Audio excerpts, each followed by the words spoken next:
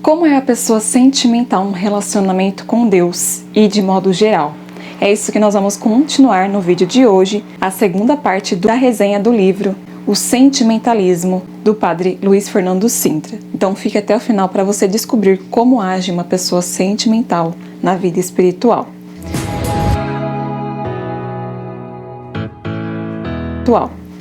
Se você não assistiu a primeira parte desse vídeo, eu recomendo que você assista aqui, clique aqui no card para você entender, vai lá e assista. O padre Luiz vai dizer que no relacionamento com Deus a pessoa começa com suspiros de emoção e se entristece quando ela não sente mais nada ao fazer uma oração. Ela vive de sensações e viver de sensações em grande medida é muito agradável, né? Porque o sentimental, ele gosta disso. Ele gosta de se tornar o senhor absoluto da sua vida.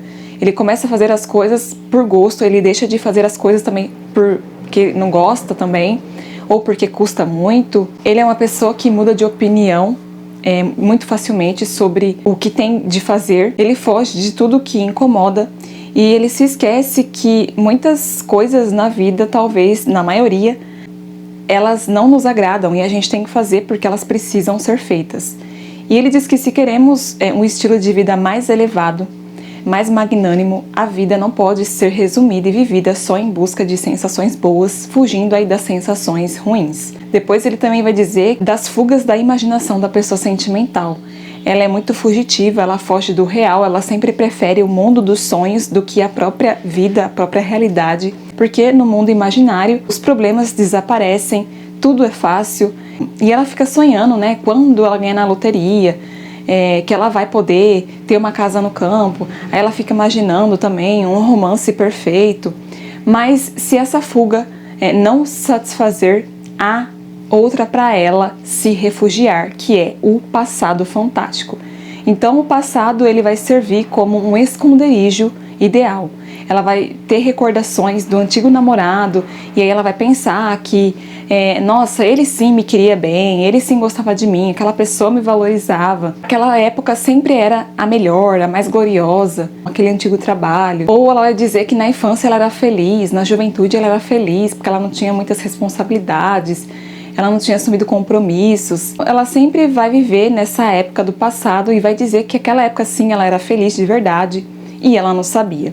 E também ele vai dizer que a pessoa sentimental ela sempre vive no futuro imaginário ou no passado fantástico, então é sempre esses polos. Se no passado ela vai viver também aquelas coisas sombrias de mágoas passado, onde ela era feliz e não sabia, e se no futuro ela vai imaginar como é o que poderia ter sido e não foi. Se eu tivesse casada com ciclano e não com fulano, se eu tivesse aceitado aquele trabalho e não esse, sempre, né, as hipóteses imaginárias. Se eu tivesse mais dinheiro e etc. Então é sempre isso daí. Em qualquer aí desses casos, sempre se foge do único mundo que existe, das coisas que estão ao seu alcance da mão. E nessa aí de ficar esperando sempre as melhores ocasiões para fazer as coisas, a pessoa deixa escapar a melhor ocasião, que é o presente, né? O minuto presente que estamos vivendo agora, repleto aí de possibilidades, de realizações e que nunca mais se repetirá. Ele diz que o sentimentalismo e a imaginação, elas caminham aí de mãos juntas. E outra característica do sentimental também é a impulsividade, né?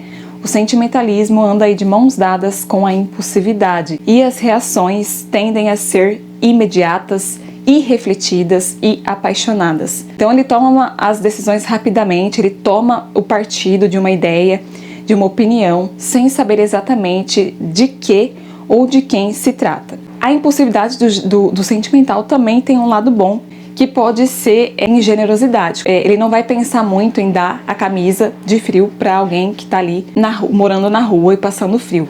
Ou gestos heróicos no dia a dia são mais frequentes na pessoa sentimental por conta dessa impulsividade. Porém, ele diz que o mais frequente no sentimental é o egoísmo e o comodismo pessoal. Ele vai dizer que na alma do sentimental são muitas atitudes impensadas que depois geram remorso e arrependimento. E o pior de tudo, ele vai dizer que é a impossibilidade do sentimental. Ele pode levar a tomar decisões que terão aí consequências para toda a vida, como por exemplo o casamento decidido e realizado aí sem pensar direito, sem analisar direito se é aquilo mesmo, se é aquela pessoa. Então, ele pode errar muito aí por essa impulsividade.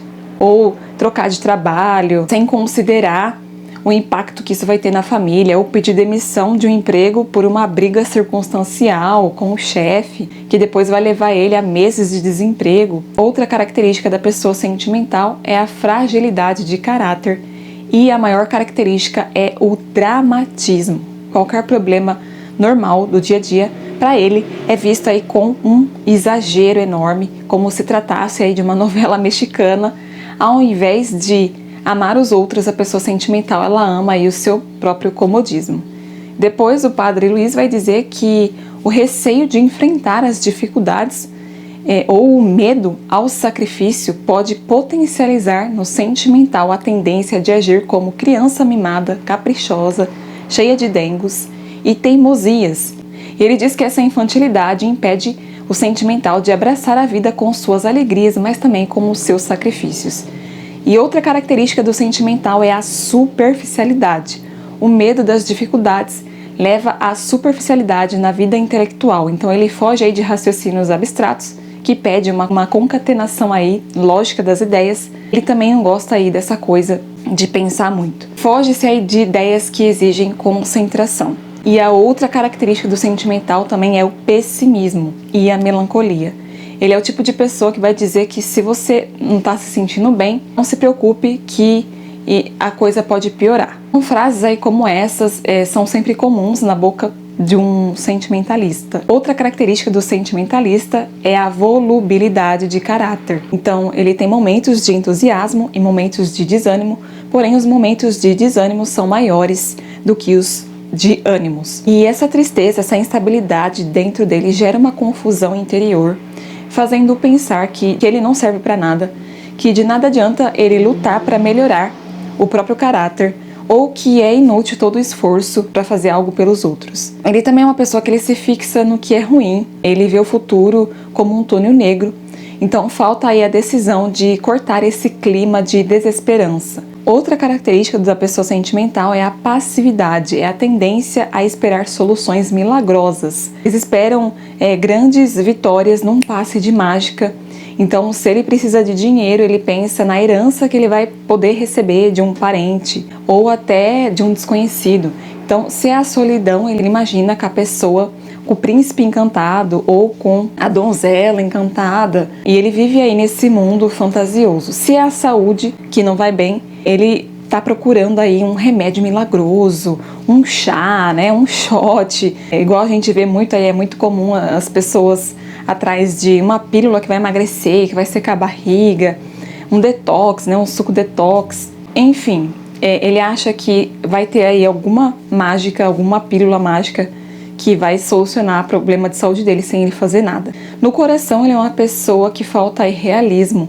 Ele tem uma desconexão entre os desejos e a realidade. Existe muito nos sentimentais uma confiança no tempo, que é a máscara da passividade. Ele acha que está fazendo tudo que está ao seu alcance para conseguir as suas coisas, seus sonhos, quando na verdade ele está apenas esperando soluções aí mágicas do tempo, né? Como se o tempo fosse resolver as coisas e não o esforço, né? É muito comum as pessoas falar, nada como um tempo, né? O tempo dirá, enfim. Ele joga no tempo aí que as coisas vão se resolver e não o empenho dele. E outra característica do sentimental são os modos e atitudes. Com frequência, eles usam diminutivos nas palavras e muito exagerados. Então, é benzinho, favorzinho, filhinho, mãezinha, um pouquinho. Eu vou tirar uma sonequinha, tô com uma preguicinha. Ele usa aí essas formas arredondadas para evitar os choques, os conflitos, para disfarçar dificuldades. Então isso acaba infantilizando ele. Eles também fogem dos compromissos quando eles dizem segunda, quando na verdade eles querem dizer que não vai ter certeza que vai comparecer. Talvez eu dou uma resposta, vou tentar, para não dizer que na verdade não quer ir e que não vai. Então, junta-se isso às lágrimas fáceis nas despedidas também, nos reencontros, quando descobrem as próprias faltas, eles choram. Quando estão tristes, também choram. Nas alegrias também eles choram. Qualquer coisa eles choram e soltam lágrimas. Ele vai dizer que as lágrimas, em muitas situações, elas são poéticas e cinematográficas nas mulheres, né? Elas ficam charmosas. mas não deve se desistir de um certo controle sobre as lágrimas, como fruto aí de um esforço por dominar os sentimentos que são desproporcionais. Então, sempre aí ter um domínio, né? Uma temperança, que é outra virtude que a gente deve buscar. Então, pessoal, no vídeo de hoje é isso. E na terceira parte deste vídeo eu vou trazer aí como é a pessoa sentimental nas relações com Deus e os meios para dominar o sentimentalismo. Então eu não vou deixar aí vocês sem ferramentas para você lidar com essa desordem interior, caso você se identifique como uma pessoa que é muito sentimentalista. Mas para você não perder os próximos vídeos, já ativa o sininho aqui para ser notificado. Para você não perder aí essa série, eu já vou pedir para você se inscrever no canal, deixar o seu like, o seu comentário, compartilhar com o maior número de pessoas e adquirir esta obra usando o meu cupom THAISA5 no site da Vide ou da Eclese. Se você preferir também, pelo meu link da Amazon, das duas formas você estará me ajudando. Ambos estarão aqui na descrição e no primeiro comentário do vídeo. Me segue lá no Instagram e ajude a continuar com novos vídeos com este apostolado, fazendo doação de qualquer quantia aqui no botão Valeu, ou se preferir, pelo meu Pix, que aparece na tela e na descrição do vídeo. Nos vemos no próximo vídeo, um beijo e um abraço!